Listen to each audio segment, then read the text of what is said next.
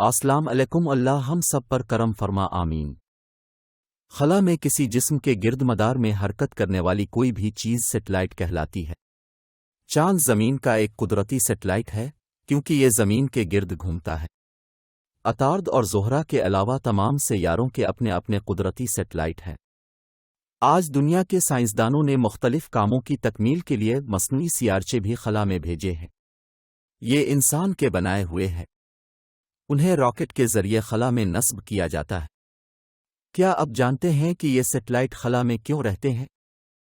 ایک سیٹلائٹ تقریباً ایک نٹ کی طرح لگتا ہے جو خلا میں معلق تار کے سرے پر بندھا ہوا ہے اور حرکت کرتا ہے۔ اس کی حرکت کی مرکزی قوت اسے باہر کی طرف دھکیلتی ہے، لیکن زمین کی کشش ثقل اسے دور جانے سے روکتی ہے۔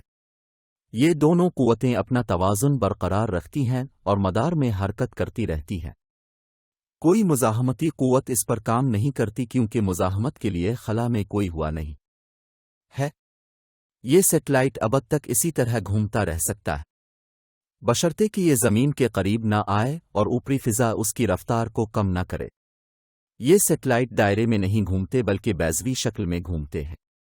اس سیٹلائٹ کا زمین کے قریب ترین پوائنٹ کو اب گراؤنڈ اور سب سے دور کو سب گراؤنڈ کہا جاتا ہے۔ اب ہمارے چینل کو سبسکرائب کریں تاکہ ہم آپ کو علم و حکمت